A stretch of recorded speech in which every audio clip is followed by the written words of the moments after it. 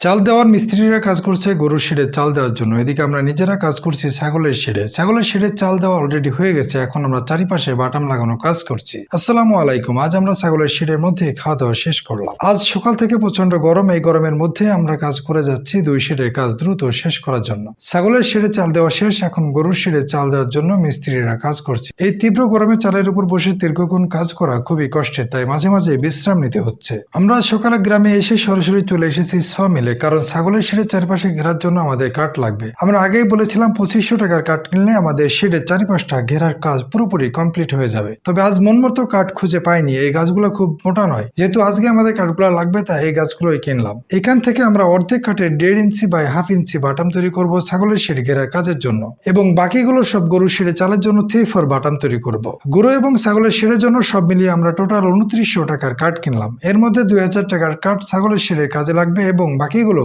গরুর শেডে লাগবে। যেহেতু এটা জীবন কাজ তাই আমরা 350 টাকা সেফটি হিসেবে কিনেছি। এখানে টোটাল 7 সেফটি কাঠ আছে। ভাড়ায় খরচ সহ টোটাল 2900 টাকা খরচ হয়েছে। কাঠ কিনে আমরা ঝটপট কাজে নেমে পড়লাম। কাজ করতে করতে আমাদের দুপুরে খাওয়ার সময় হয়ে গেল। যেহেতু প্রচন্ড গরম পড়ছে তাই আমরা আজ ছাগলের শেডের মধ্যেই খাওয়া দাওয়া চিন্তা করলাম। খোলামেলা হওয়ায় এখানে তুলনামূলক গরম কিছুটা কম লাগছে। আর আমরা যেহেতু ফাঁকা ফাঁকা করে কাঠ দিয়ে ছাগলের শেডটা ঘিরছি তাই এখানে তেমন গরম হবে না। বাতাস শেডের একদিক থেকে অন্যদিকে পাস হয়ে যাবে, সেই ক্ষেত্রে ছাগলের শেডে কোনো দুর্গন্ধ হবে না। খাওয়া দাওয়া শেষ করে আমরা ছাগলের শেডের সামনের কাজ কমপ্লিট করলাম। কাঠের বাটামগুলো লাগানো শেষ করে রঙিন টিন 2 ফিট করে কেটে সামনের দিকে লাগিয়ে দিলাম। এতে করে শেড দেখতে বেশ সুন্দর লাগছে এবং আলো বাতাসও প্রবেশ করবে। আমরা খুব সুন্দরভাবে এবং যত্ন সহকারে কাজগুলো করছি। পুরো কাজ কমপ্লিট হলে দেখতে আরো সুন্দর লাগবে। ফার্ম একটা ছেলের জন্য একটা স্বপ্ন, তেমনি আমারও এটা স্বপ্নের জায়গা। তাই এই জায়গাটাকে আমরা খুব সুন্দরভাবে সাজাতে চাই, যাতে ফার্মে ঢুকলে মনটা ভালো হয়ে যায়। সবাই আমাদের এই জার্নির জন্য দোয়া করবেন, আমরা যেন সফলতার সাথে এগিয়ে যেতে পারি। আর মনে রাখবেন, প্রকৃতিকে ভালোবাসলে, প্রকৃতির সাথে থাকলে আল্লাহ আপনাকে উজাড় করে দিবেন।